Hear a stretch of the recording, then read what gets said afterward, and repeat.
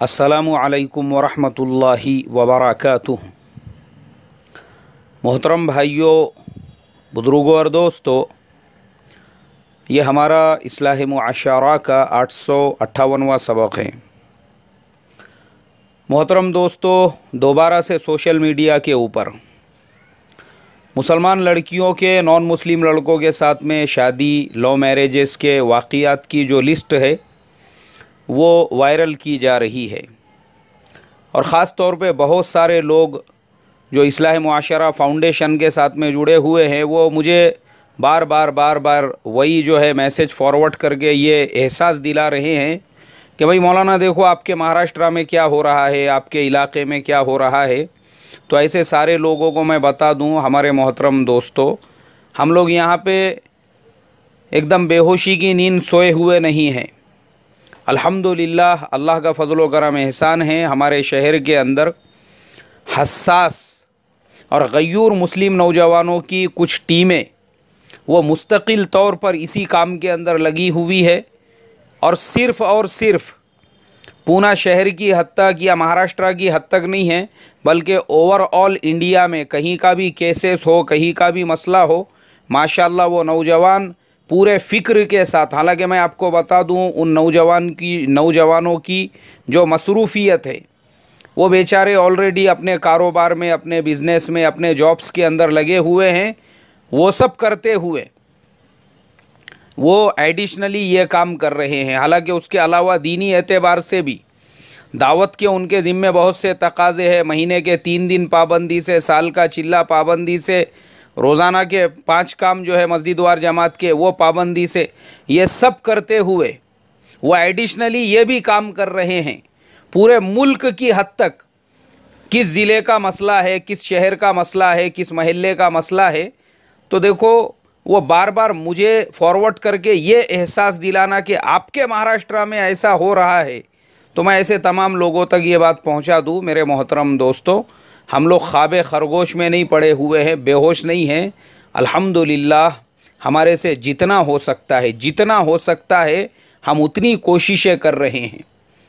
जो हमारे करीब के हैं, अगर हम उनके घर पे जाके समझा सकते हैं, वहाँ पे समझाने तक की कोशिशें हो रही है। और अल्हम्दुलिल्लाह उसके पॉजिटिव रिज़ल्ट भी मिल रहे हैं, अच्छे नताइज भी हमारे सामने आ रहे हैं। लेकिन दोबारा से मैं चंद बातें आप तमाम लोगों को बोलना ज़रूरी समझता हूँ कि हमारी बेतवज्जोही की वजह से, हमारी गफलत की वजह से ये सारे मामलात सामने आ रहे हैं। सबसे पहली चीज़, हमारी ज़िम्मेदारी बनती है हम अपने बच्चों की दीनी तालीम और दीनी तरबियत की फ़िक्र करें। बच्चों की जो मेंटालिटी है ना, उसको इस्लामी सांचे में ढालना, उनको बचपन से ये तालीम देना कि भाई इस्लाम क्या है, मुसलमान किसे कहते हैं, सहाबा की कुर्बानियाँ कैसी थी। देखो एक्चुअल में क्या होता है कि बच्चों को जब बचपन से सिर्फ खाली किताबें रटाने से इस्लाम समझ में नहीं आता। बच्चों को सिर्फ और सिर्फ चंद चीज़ें ज़ुबानी रटाने से इस्लाम समझ में नहीं आता। इस्लाम जो है वो मेंटालिटी को बिल्डअप करने के बाद आता है। और मैं आपको मिसाल दे के बताता हूँ, जो माँ बाप, जो पेरेंट्स वो फ़िक्रमंद होते हैं कि भाई उनका जो बच्चा है वो सारे समाजों को रिस्पेक्ट करते हुए, क्योंकि अब हमारा ज़माना तो ऐसा है कि बच्चा किसी भी स्कूल के अंदर पढ़े, चाहे मराठी स्कूल में पढ़े, उर्दू स्कूल में पढ़े, इंग्लिश स्कूल में पढ़े, उसको सारे बच्चों के साथ में मिलकर ही पढ़ना है। अब वो जब उनके साथ में पढ़ेगा तो उसके जहनो दिमाग के अंदर ये फ़िक्र पैदा करना कि देखो बेटा हम मुसलमान हैं और इस्लाम हमको ये तालीमात देता है, ये सिखाता है, और मुसलमान की शान ये होती है, और फिर मुसलमान ने दूसरों के साथ कैसे अखलाक से रहना चाहिए और सबको रिस्पेक्ट करना चाहिए। जो हमारे नॉन मुस्लिम भाई है उन लोगों की भी इज़्ज़त करना चाहिए, लेकिन ये अपने दिल में हमेशा रहे कि हाँ हम मुसलमान हैं और इस्लाम के ये फ़राइज़ हमारे ऊपर आयद होते हैं। मैं अभी आपको उसका एग्ज़ाम्पल दे के बताता हूँ कि जो पेरेंट्स, जो माँ बाप फ़िक्रमंद होते हैं वो कैसे अपने बच्चों की फ़िक्र करते हैं। अभी एक बहुत बड़े शहर में मेरा सफ़र हुआ, थोड़े दिन पहले की बात। मेरे एक रिश्तेदार वहाँ पर रहते, छोटा मासूम बच्चा उनका, मुश्किल से उसकी 4-5 साल एज होंगी, मैंने उस बच्चे के साथ में इंग्लिश में बातचीत किया, माशाल्लाह बड़ी खुशी हुई मुझे। मैंने उनके वालिद साहब से कहा, मैंने कहा भाई आपका बच्चा माशाल्लाह अच्छा टैलेंटेड है, ब्रिलियंट है, किस स्कूल में पढ़ने के लिए जाता है? तो उन्होंने एक नामवर स्कूल का नाम लेकर कहा कि पहले वहाँ जाता था, अभी हमने वहाँ से नाम निकाल लिए, अभी मैं किसी और स्कूल के अंदर डालने वाला हूँ। मैंने कहा हाँ वो मैंने भी नाम सुना हूँ, हालांकि वो स्कूल की फ़ीस, एनुअल फ़ीस जो है वो तकरीबन 1.5 लाख रुपये है। वैसे कॉन्वेंट स्कूल के अंदर वो बच्चा पढ़ने के लिए जाता था। मैं बोला यार वहाँ से निकाले आपने, कोई रीज़न ख़ास? बोले वहाँ पे कैमरे लगे हुए हैं, स्कूल के अंदर जो भी एक्टिविटीज़ होती है वो हम लोगों को बताई जाती है, दिखाई जाती है। अब बहुत सारी मर्तबा मैंने देखा बच्चों को वहाँ पे सूर्य नमस्कार भी सिखाया जा रहा है, बच्चों को दिवाली सेलिब्रेशन बताया जा रहा है, होली का सेलिब्रेशन बताया जा रहा है, क्रिसमस वहाँ पे सेलिब्रेट हो रहा है, रमज़ान की ईद आई, ईद के 15 दिन बाद मैं वहाँ पर गया। मैंने कहा भाई माशाल्लाह आपके स्कूल में अच्छा सिस्टम है, अच्छा निज़ाम है कि बच्चों का जो जहनो दिमाग है उसके अंदर आप एक ऐसी फ़िक्र पैदा कर रहे हैं कि बच्चों के दिलो दिमाग में दूसरे मज़हबों के लिए भी रिस्पेक्ट आ सके। लेकिन एक चीज़ पे मैंने गौर किया, आपके यहाँ पे दिवाली का सेलिब्रेशन हुआ, होली का सेलिब्रेशन हुआ, क्रिसमस का सेलिब्रेशन हुआ, लेकिन यार मैंने ईद का सेलिब्रेशन करते हुए नहीं देखा, क्योंकि मुस्लिम स्टूडेंट्स भी आपके पास पढ़ते हैं ना। तो उन्होंने कहा कि नहीं ये हमारी पॉलिसीज़ में नहीं है। तो उन्होंने मुझसे कहा, बोले मौलाना वो एक जुमला, उनका वो एक जुमला मुझे अपने बच्चे को वहाँ से निकालने के लिए काफ़ी था। मैंने कहा ठीक है भाई, फिर ऐसे स्कूल में मेरा बच्चा नहीं पढ़ेगा, मैं अपने बच्चे को मुफ्त के गवर्नमेंट के नगर परिषद के कॉरपोरेशन के स्कूल में पढ़ाऊँगा। लेकिन आपके स्कूल में 1.5 लाख रुपये देकर मैं तो अपने बच्चे की ज़िंदगी बर्बाद करा रहा हूँ। मतलब आप लोगों की मेंटालिटी इससे पता चलती है कि आपके दिलो दिमाग के अंदर क्या चल रहा है। आपके यहाँ पे दिवाली के लिए जगह, होली के लिए जगह, क्रिसमस सेलिब्रेशन के लिए जगह और ईद सेलिब्रेशन के लिए कोई जगह नहीं है। जब आप सारे मज़हबों को साथ में लेकर चलने की बात करते हो, आप सबको रिस्पेक्ट देने की बात करते हो, तो इसका मतलब तो यही है कि जिस मुल्क के अंदर 20% आबादी मुसलमानों की है, 30 से 35 करोड़ जहाँ पे मुसलमान बसते हैं, और आपके पास पढ़ने वाला हर स्टूडेंट, उसके घर के करीब में कोई ना कोई मस्जिद होंगी, उसको किसी ना किसी मुसलमान से रिएक्ट होना पड़ता होगा। आप जब उसको यही नहीं बताएंगे कि जो मुसलमान तुम्हारे पड़ोसी है, साथ में उठने बैठने वाले हैं, देखो ये उनका ईद सेलिब्रेशन है, इसका मतलब आप बच्चों के दिमाग में क्या पैदा कर रहे हैं, क्या घुसा रहे हैं, बच्चों को क्या एजुकेशन दे रहे हैं, वो मेरे समझ में आ गया। भाई आपके ऐसे स्कूल के अंदर मेरा बच्चा तो नहीं पढ़ेगा। बोले मौलाना मैंने अपने बच्चे का नाम निकाल लिया, ज़रूरत पड़ी मैं अपने बच्चे को कॉरपोरेशन के स्कूल में पढ़ा लूँगा, लेकिन ऐसी जगह पे नहीं जहाँ पे डिस्क्रिमिनेशन, भेदभाव मुसलमानों और इस्लाम के साथ में।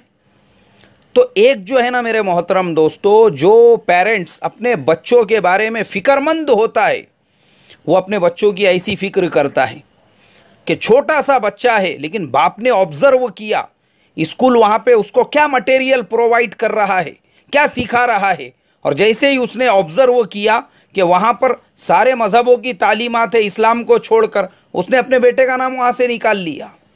और मैं आपको बताता हूँ, ऐसे ही लोग जो अपने बच्चों की तरबियत पे तालीम से ज़्यादा ध्यान देते, वैसों के बच्चे आगे चल के कलेक्टर बनते हैं, वैसों के बच्चे MBBS डॉक्टर बनते हैं, वैसों के ही बच्चे आगे चल के बड़े बड़े सॉफ्टवेयर इंजीनियर बनते हैं। ये जो आज के मुसलमानों की मेंटालिटी बन चुकी है कि दीन का कितना भी नुकसान हो कोई प्रॉब्लम नहीं है, मज़हब का कितना भी नुकसान हो कोई प्रॉब्लम नहीं है, हमारे बच्चे का फ्यूचर बनना चाहिए। क्या हमने फ्यूचर इसको समझा या इसी तालीम को हमने फ्यूचर समझा? अरे मैं आपको क्या मिसाल दूं, मेरे अपने दोस्त अहबाब के अंदर मराठी स्कूलों में, गवर्नमेंट के स्कूलों में, गांव खेड़े में, बगैर ट्यूशन क्लासेस के जिन्होंने तालीमें हासिल की, क्लास 1 के ऑफिसर बन के बैठे हुए, उनमें से मैं खुद एक हूँ। मैं खुद ज़िला परिषद के स्कूल में मराठी पहली पढ़ता था मैं, वहीं पे मेरा एडमिशन हुआ था, वही मेरे साथ में पढ़ने वाले, कोई कॉन्ट्रैक्टर है, कोई बिल्डर है, और सब है उसके अंदर, मुस्लिम नॉन मुस्लिम सारे लोग। एक मेरा नॉन मुस्लिम दोस्त यहाँ मिला मुझे, एक नंबर बिल्डर है, उसके पास में इंजीनियर है, वो इत्तेफाक से रोड पे मुलाकात हो गई, एक दूसरे से मिले, फिर वो अरे वो हम लोग वहाँ पे रहते थे, यहाँ पे पढ़ते थे, वो पुरानी बातें निकली। तो मेरे मोहतरम दोस्तों, फ्यूचर बनाने वाली जो ज़ात है ना, वो अल्लाह की। कुरान में फरमाया वफ़िस समाई रिज़्क़ुकुम वमा तुअदून, जिस रोज़ी का वादा हमने तुमसे लिया है आसमानों में है, आसमानों में, ज़मीन पे नहीं है। डिग्रियों से कुछ नहीं होता, बड़े बड़े स्कूल कॉलेजेस के नाम से कुछ नहीं होता, ये मेंटालिटी बनी हुई है। बॉम्बे का एक बच्चा, अभी मैं न्यूज़ पढ़ रहा था, उसको गूगल कंपनी ने 1.25 करोड़ रुपये एनुअल पैकेज के ऊपर अपनी तरफ से, मुस्लिम बच्चा है, जॉब का ऑफर किया। 21 साल की उम्र है वो बच्चे की, अभी पका भी नहीं वो सही ढंग से, लेकिन 1.25 करोड़ रुपये का पैकेज सामने से गूगल कंपनी ने उसको ऑफर किया। तो पता ये चला कि मुकद्दर और तकदीरें जो बनती है ना, वो अल्लाह बनाते हैं, अल्लाह आसमानों के ऊपर। तो ये हमारी मेंटालिटी चेंज करना ज़रूरी है।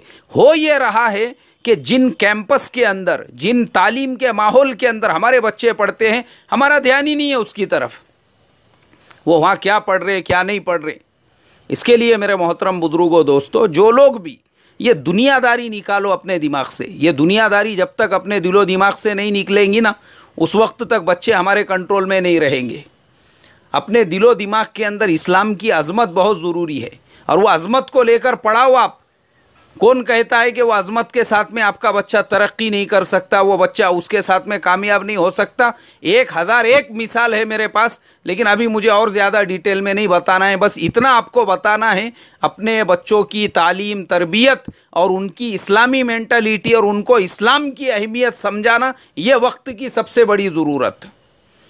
और ये जो केसेस हो रहे हैं, इसका अब दूसरा पहलू, इसका एक रीज़न ये भी है कि हमारा जो मर्दों का समाज है, इन्होंने औरतों को ग़ुलाम समझा हुआ है, ग़ुलाम। एकदम साफ बात मैं आपको करूँगा, जो जुल्म, जो सितम हमारे समाज के अंदर ये बेचारी लड़कियों के ऊपर हो रहा है, ये उसका साइड इफ़ेक्ट है ये। और जुल्म क्या हो रहा है, वो बेचारी लड़की को देखने के लिए आधा आधा महल्ला आ रहा है, आधा आधा महल्ला। वो लड़की, उसको शादी एक से करने की है और 50 को दिखा रहे उसको। लड़के की माँ भी देख रही है, लड़के की बहन भी देख रही है। वो लड़के का बहनोई नामहरम है वो, लेकिन वो भी बाइलिया टाइप का जो बहनोई है, बहुत कंड, उसको भी बहुत शौक औरतों के मामलात में मुदाखलत करने का।